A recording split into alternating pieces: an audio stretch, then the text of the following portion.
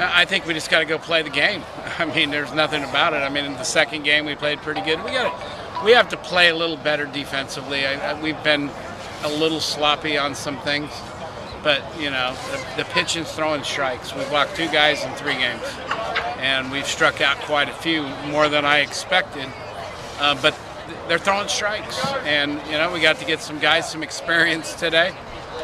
Even though it was maybe a little mop-up, but they got to get on the mound in a Division I game for the first time, and hopefully that helps us down the road. We talked yesterday about the responding, the answer innings, and today, or so far this season, four innings that your pitchers are giving up runs, 4 times in the home half your team's come back and scored runs. Every single time. And, you know, what is the key for that for your guys? Is it just mindset for them, or just... Don't know. Don't care.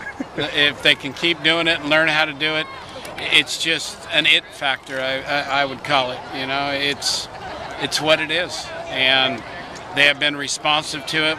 I'm sure it's not going to happen every time, but you know, they scored a 2, we scored a 1, they scored a 2, we scored a 2, and then today we went out and shut down every inning after we scored, and we kept doing it.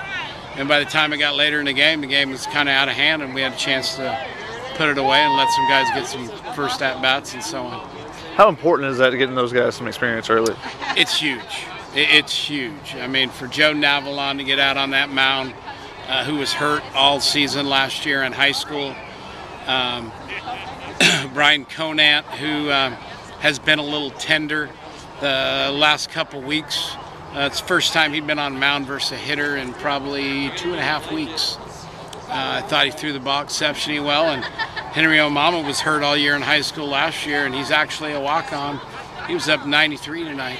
That's a pretty big physical body that runs it downhill pretty good. I like that, and I wanted to see what he can do, and he stepped up and did it. He walked the guy, but he wasn't scared. And you were able to get that lead because of the great pitching of Justin Garza to start off with. What did you see out of him that you liked? Boy, he pounded. He threw good. I thought the changeup was exceptional. Through the 4th, 5th, 6th inning, that changeup was really good. I mean, he was still throwing hard. He was 92, 93 in the 5th and 6th, and with the arm speed that he threw the changeup, it's hard to hit. I mean, you're talking a pitch 78 miles an hour or 93. It takes some things, and he was down in the zone with it, and he threw good. I mean, him and Eshelman did exactly what I'd hoped they'd do, and they did it. And I hope they can stay consistent and do it. And they're going to give up their hits and their stuff, but they respond pretty good. And you got great contributions from your freshman pitchers so far this weekend. But then you call on a senior to pinch hit for you in that first game. And I kind of felt that kind of turned the tide because, like you said, it had been going back and forth a little bit. And once he hit that home run, you guys kind of took control of that game as well. Absolutely. You know, all 6 of those guys in the outfield are really good. I mean, Kingsolver, Hudding, Deemer, Lorenzen, Velasquez, Williamson. I mean, we spent 30 minutes this morning just trying to figure out who we were going to let play in the first game versus the right-hander, and then Clay got the nod, and just to get a feel for it. And those guys are all going to play.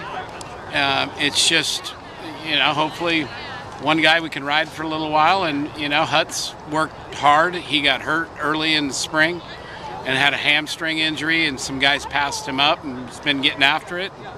He didn't need to even hit a home run. He just barreled the ball up. That's all we wanted to do.